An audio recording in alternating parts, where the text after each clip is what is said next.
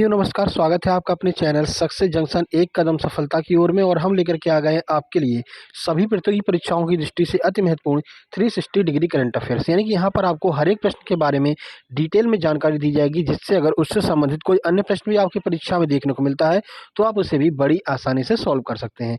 तो चलिए आज के सेशन की ओर चलते हैं और आपको बताते हैं कि आज के सेशन में क्या क्या होने वाला है। तो देखिए, टुडे सेशन की बात करें तो सबसे पहले यस्टरडे का रिवीजन कराया जाएगा, यानी कल हमने जो करंट अफेयर आपको पढ़ाई है उसमें से रैंडमली 3 प्रश्न आपसे पूछे जाएंगे और आपको अपने आप को ये चेक करना है कि कल वाली करंट अफेयर आपको याद है या फिर नहीं याद है। उसके बाद में टुडे करंट अफेयर यानी कि आज के करंट अफेयर के महत्वपूर्ण प्रश्नों के बारे में आपको डिटेल में जानकारी दी जाएगी। साथ ही साथ में जो भी स्टेट आते जाएंगे उन स्टेट के स्टैटिक की भी जानकारी आपको दी जाएगी, यानी कि क्या क्या महत्वपूर्ण विशेषताएँ हैं उस स्टेट की, क्या क्या फेमस है, वो सब आपको एक साथ में ही जानकारी दे दी जाएगी। उसके बाद में MP current affair, Madhya Pradesh current affair के महत्वपूर्ण प्रश्नों के बारे में आपको जानकारी दी जाएगी।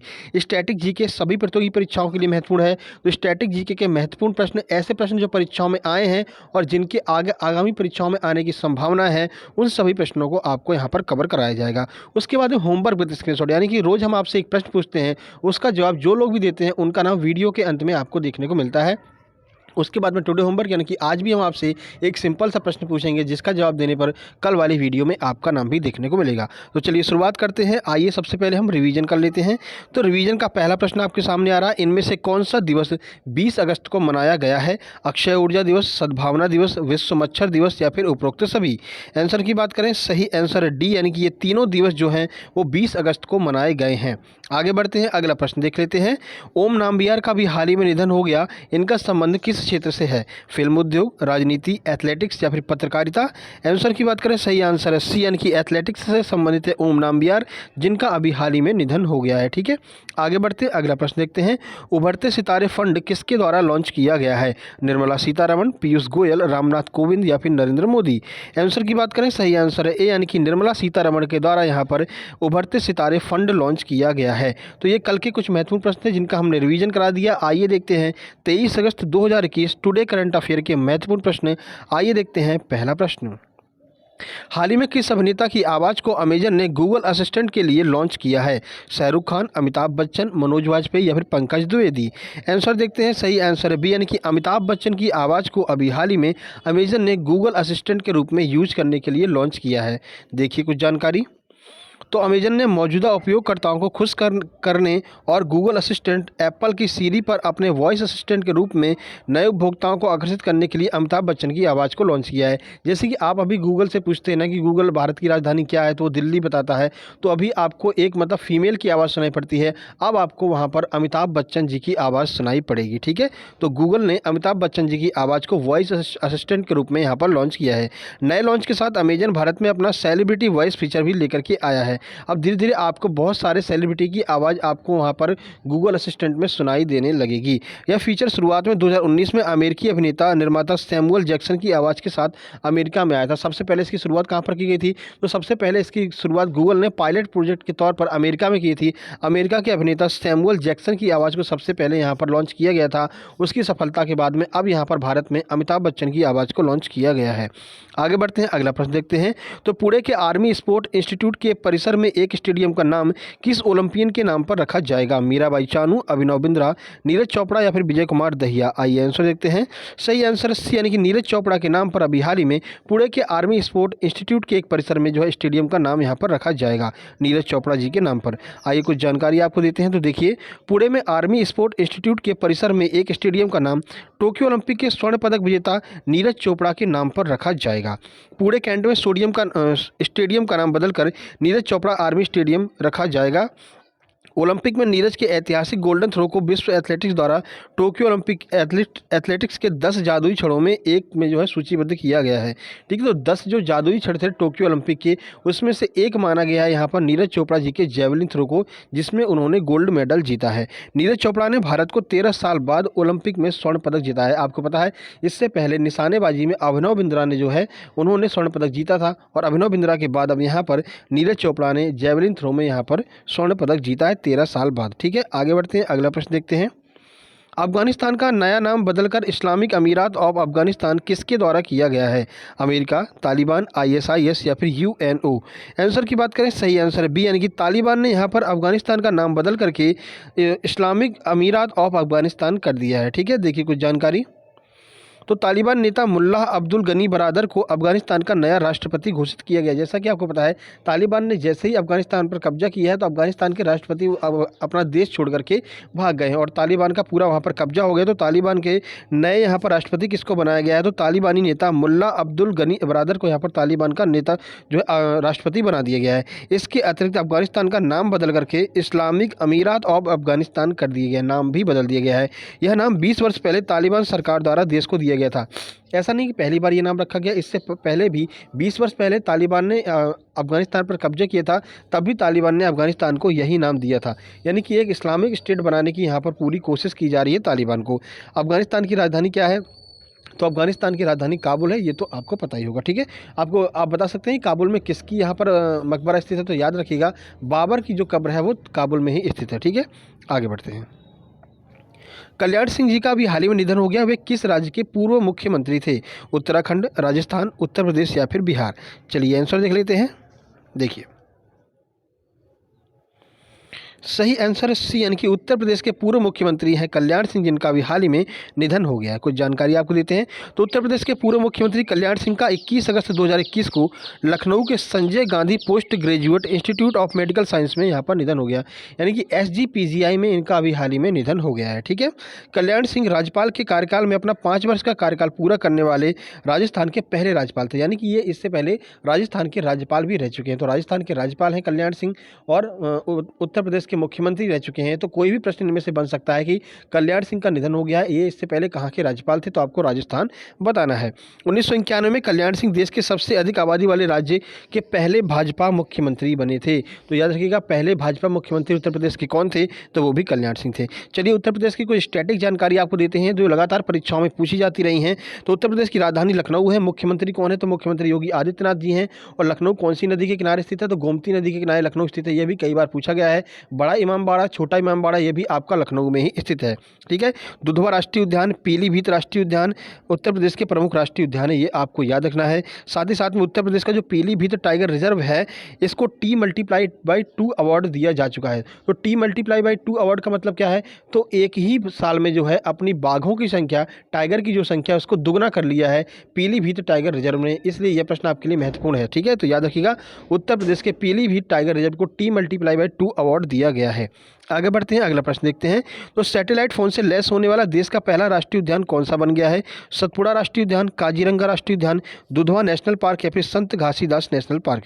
आइए आंसर देख लेते हैं। सही आंसर है बी, यानी कि काजीरंगा राष्ट्रीय उद्यान, जो कि असम का राष्ट्रीय उद्यान है, वो सैटेलाइट फोन से लैस होने वाला देश का पहला राष्ट्रीय उद्यान बन गया है। बाकी तीनों की बात करते हैं। सतपुड़ा राष्ट्रीय उद्यान मध्य प्रदेश में स्थित है, दुधवा नेशनल पार्क उत्तर प्रदेश में स्थित है, संत घासीदास नेशनल पार्क छत्तीसगढ़ में स्थित है। ठीक है, चलिए आगे बढ़ते हैं। इस प्रश्न के बारे में आपको कुछ जानकारी देते हैं। तो देखिए, असम का काजीरंगा राष्ट्रीय उद्यान सैटेलाइट फोन से लैस होने वाला भारत का पहला राष्ट्रीय उद्यान बन गया है। सैटेलाइट फोन का इस्तेमाल पार्क की 6 श्रेणियों में किया जाएगा, जिसमें कोई वायरलेस खराब या फिर मोबाइल कनेक्टिविटी नहीं, मतलब कोई भी खराब वायरलेस का यूज यहाँ पर नहीं किया जाएगा।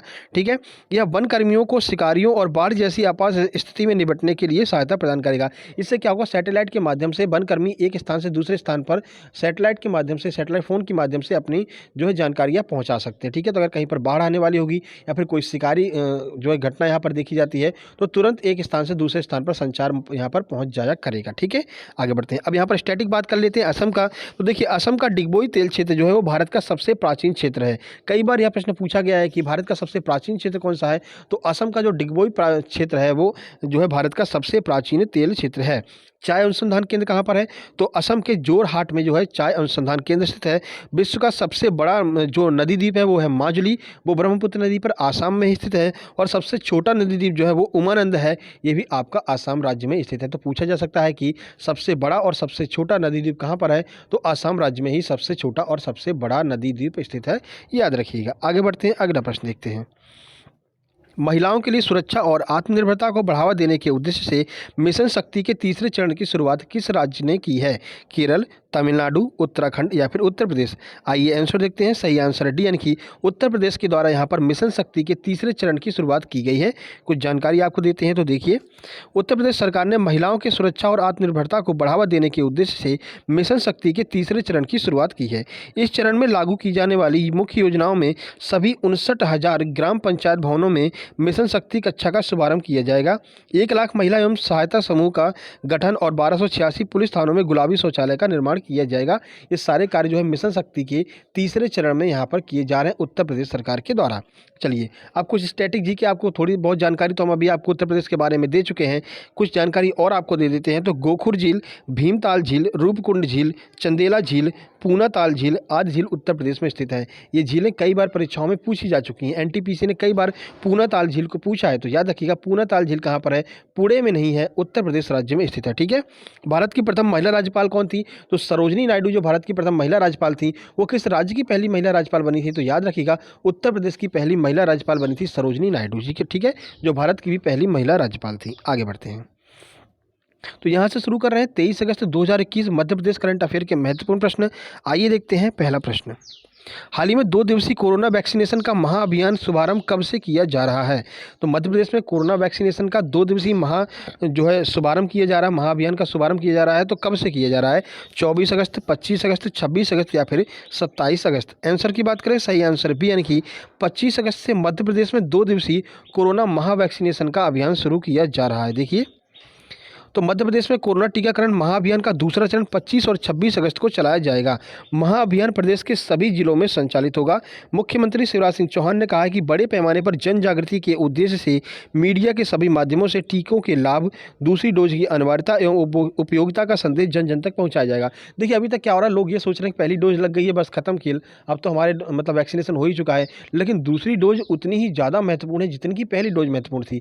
इसी बात को जन जागृति करने के लिए जो है यहाँ पर ये महाअभियान शुरू किया जा रहा है। मुख्यमंत्री बुधवार को मुख्यमंत्री निवास पर टीकाकरण कार्य की समीक्षा कर रहे थे। उन्होंने प्रदेश के समस्त धार्मिक, सामाजिक, राजनीतिक, शासकीय स्वयंसेवी संगठनों आदि के सहयोग से टीकाकरण के पक्ष में वातावरण निर्मित करने के लिए यहाँ पर गुजारिश की है कि सब लोग यहाँ पर लोगों को समझाएं और ज़्यादा से ज़्यादा टीकाकरण करवाएं। ठीक है, आगे बढ़ते हैं। सरकार ने जबलपुर हवाई अड्डे के विकास के लिए कितनी राशि को मंजूरी दी है? 421 करोड़, 500 करोड़, 600 करोड़ या फिर 600 करोड़ या फिर 100 करोड़? आंसर देखते हैं। सही आंसर ए, यानी कि 421 करोड़ रुपए की यहाँ पर सरकार के द्वारा जबलपुर हवाई अड्डे को विकसित करने के लिए 421 करोड़ रुपए की मंजूरी दी गई है। देखिए, तो सरकार ने जबलपुर हवाई अड्डे के विकास के लिए 421 करोड़ रुपए की योजना की मंजूरी यहाँ पर दी है। नए विकास में एक नए 10,000 फुट वर्ग टर्मिनल भवन का निर्माण किया जाएगा, एक एटीसी टावर बनाया जाएगा और बड़े विमान संचालन के लिए संभव बनाने हेतु 1950 मीटर से 2750 मीटर तक का रनवे का भी विस्तार किया जाएगा। तो जो रनवे है वो अभी छोटा है, इसको बढ़ा करके 2750 मीटर का रनवे बनाया जाएगा जबलपुर हवाई अड्डे पर। ठीक है, जबलपुर को दिल्ली और मुंबई के साथ अतिरिक्त उड़ान कनेक्टिविटी मिली है। अब क्या होगा कि जैसे ही ये हवाई अड्डा बन जाएगा तो दिल्ली और मुंबई से जुड़ जाएगा जबलपुर। ठीक है, जबलपुर की बात कर लेते हैं। तो मध्य प्रदेश का हाईकोर्ट की जो मुख्य मतलब पीठ है, जो मुख्य हेड है, वो कहाँ पर है? जबलपुर में, ये मध्य प्रदेश हाईकोर्ट। ठीक है, उसकी खंडपीठ कहाँ पर है? तो ग्वालियर और इंदौर में उसकी खंडपीठ है। याद रखिएगा, कई बार भोपाल को लेकर कन्फ्यूज हो जाते हैं, लेकिन याद रखिएगा भोपाल में मध्य प्रदेश हाईकोर्ट की कोई खंडपीठ नहीं है। एक खंडपीठ ग्वालियर में है और दूसरी खंडपीठ इंदौर में है। ठीक है, और हेड ऑफिस कहाँ पर है? तो मध्य प्रदेश हाईकोर्ट का हेड ऑफिस जबलपुर में स्थित है। आगे बढ़ते हैं, तो यहाँ से शुरू करते हैं स्टैटिक जीके की छुपा स्तंभ क्लास है। सभी परीक्षाओं की दृष्टि से बहुत ज़्यादा महत्वपूर्ण प्रश्न आपके सामने आ रहे हैं। आइए देखते हैं पहला प्रश्न। किस झील को कश्मीर के मुकुट में गहना के रूप में जाना जाता है? बुलर झील, मानसरोवर झील, डल झील या फिर शेषनाग झील? आंसर देख लेते हैं। सही आंसर सी, यानी कि डल झील को कश्मीर के मुकुट में गहना के रूप में जाना जाता है। तो डल झील को कश्मीर के मुकुट में गहना या फिर श्रीनगर के गहने के रूप में जाना जाता है। यह ताजे पानी की झील है और पर्यटकों के लिए सबसे प्रमुख आकर्षण का जो केंद्र है वो जम्मू कश्मीर की डल झील ही होती है। लोग डल झील घूमने जरूर जाते हैं। यहाँ पर किस्त जो कश्तियाँ होती हैं वो कश्तियाँ चलती हैं और जो है यहाँ पर लोगों को, पर्यटकों को यहाँ पर झील के चक्कर लगाए जाते हैं, फिर झील को जो है भ्रमण कराया जाता है। तो डल झील कहाँ पर है? जम्मू कश्मीर में है और बहुत फेमस है। इसे जम्मू कश्मीर के मुकुट में गहना के रूप में जाना जाता है। आगे बढ़ते हैं। सबरीमाला मंदिर जो अभी हाल ही में चर्चा में रहा है, किस राज्य में स्थित है? आंध्र प्रदेश, तमिलनाडु, केरल या फिर कर्नाटक? आंसर देख लेते हैं। सही आंसर सी, यानी कि केरल राज्य में स्थित है सबरीमाला मंदिर, जो अभी हाल ही में चर्चा में रहा है। क्यों रहा है देखिए, तो सबरीमाला मंदिर केरल राज्य में स्थित है। अभी हाल ही में इस मंदिर में महिलाओं के जाने पर रोक लगा दी गई थी, जिसे बाद में हाईकोर्ट के द्वारा हटा लिया गया है। और यह मंदिर किस भगवान को समर्पित है? यह प्रश्न सीधा सीधा एनटीपीसी में पूछा गया था, तो याद रखिएगा, लॉर्ड अयप्पा को समर्पित है सबरीमाला मंदिर, जो कि केरल राज्य में स्थित है। ठीक है, आगे बढ़ते हैं, अगला प्रश्न देखते हैं। मैथिली सेतु पुल भारत और किस राज्य के बीच में स्थित है? तो बांग्लादेश, पाकिस्तान, नेपाल या फिर अफगानिस्तान? आइए आंसर देख लेते हैं। सही आंसर ए, यानी कि बांग्लादेश में जो है स्थित है ये मैत्री सेतु। यहाँ पर कर लीजिए, मैथिली सेतु नहीं है, मैत्री सेतु जो है वो किस राज्य के बीच में स्थित है? तो जो भारत का त्रिपुरा राज्य है और बांग्लादेश, इन दोनों के बीच में एक पुल स्थित है जिसे मैत्री सेतु पुल कहते हैं। ठीक है, तो ये पुल कहाँ पर है? तो भारत और बांग्लादेश को जोड़ने के लिए मैत्री सेतु पुल का जो है उद्घाटन किया गया है। यह पुल फेनी नदी पर स्थित है। तो याद रखिएगा, फेनी नदी कहाँ पर बहती है? बांग्लादेश में फेनी नदी बहती है, जिस पर यह मैत्री सेतु पुल का निर्माण किया गया है। ठीक है, और इस पुल का उद्घाटन कब किया गया? तो 9 मार्च 2021 को पीएम नरेंद्र मोदी के द्वारा इस पुल का उद्घाटन किया गया, जिसका नाम है मैत्री सेतु पुल। ठीक है, आगे बढ़ते हैं। और आपको पता है त्रिपुरा 3 तरफ से बांग्लादेश से घिरा हुआ है। ठीक है, ये भी आपको याद रखना है। देखिए, सेबी की स्थापना कब की गई थी? 1992, 1982, 1972 या फिर 1935? आइए आंसर देख लेते हैं। सही आंसर ए, यानी कि 1992 में सेबी की स्थापना की गई थी। अब ये सेबी का फुल फॉर्म क्या होता है ये भी देख लीजिए। तो security and exchange board of India, ये यहाँ पर सेबी का फुल फॉर्म होता है। इसकी स्थापना 1992 में की गई थी।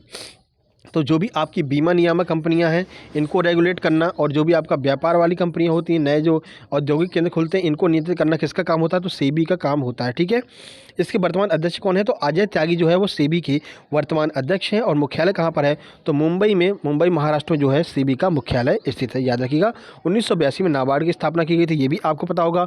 1972 में आरआरबी की स्थापना की गई थी, ये भी आपको पता होगा। ठीक है, चलिए आगे बढ़ते हैं। 1935 में एसबीआई की गई थी, ये तो आपको पता ही होगा।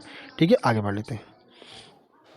देखिए, तो अगले सेगमेंट की बात करते हैं, तो यहाँ पर कल के प्रश्न की बात कर लेते हैं। तो कल के प्रश्न का सही उत्तर है बंकिम चंद्र चटर्जी।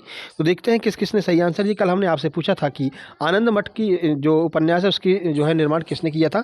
तो बंकिम चंद्र चटर्जी ने किया था। देखिए, तो जनरल स्टडी सॉल्व का कहना है गुड जॉब ब्रो, बहुत बहुत धन्यवाद। पूजा दांगी ने यहाँ पर बिल्कुल सही बताया है। उसके बाद में राहुल मालवी ने बिल्कुल सही बताया है। ज्योति मांझी ने बिल्कुल सही बताया है। सुनील कुशवाहा का बिल्कुल सही आंसर है। पुरुषोत्तम परमार ने बिल्कुल सही बताया है। सचिन पारासर ने बिल्कुल सही बताया है। विनोद दाधोरे ने बिल्कुल सही बताया है। उसके बाद में साक्षी दुबे ने भी बिल्कुल सही जवाब दिया है। बहुत बहुत धन्यवाद आप लोगों का कमेंट करने के लिए, ऐसे ही कमेंट करते रहिए। आज देखते हैं आज का प्रश्न क्या है, जिसे आपको कमेंट बॉक्स में कमेंट करना है। तो आज के प्रश्न की बात कर लेते हैं। आज का प्रश्न है, भारत एक खोज, इस पुस्तक के रचयिता कौन है? किसने ये पुस्तक लिखी है? Discovery of India. Comment box में कमेंट जरूर कीजिएगा। वीडियो पसंद आए वीडियो को लाइक कीजिए, दोस्तों के पास शेयर कीजिए। चैनल पर पहली बार आए हैं तो चैनल को सब्सक्राइब करके नोटिफिकेशन बेल जरूर दबा लीजिएगा। साथ ही साथ में हमने एक पोल क्रिएट किया, जिसमें हमने आपसे पूछा है कि CBT 2 के लिए, जो रेलवे NTPC CBT 2 है, उसके लिए हम स्टैटिक जीके का प्रैक्टिस सेट शुरू करना चाह रहे हैं, जिसके साथ ही साथ में आपका MPPSC की स्टैटिक जीके कवर होगी, RRB NTPC के साथ में ग्रुप डी की भी स्टैटिक जीके कवर होगी, SSC GD की भी स्टैटिक जीके कवर होगी। तो आप हमें बताइए, हम वो स्टैटिक जीके का प्रैक्टिस सेट डेली बेस पर लेकर के आएँ या फिर नहीं आएँ? आप कमेंट बॉक्स में कमेंट भी कर सकते हैं। और जो कल शाम को हमने यहाँ पर पोल क्रिएट किया है, तो आप कम्युनिटी टैब में जाकर के चेक कर सकते हैं, उस पोल में आप वोट भी कर सकते हैं। ठीक है, तो ठीक है, जल्द ही मिलते हैं एक नई वीडियो में। तब तक के लिए नमस्कार, धन्यवाद।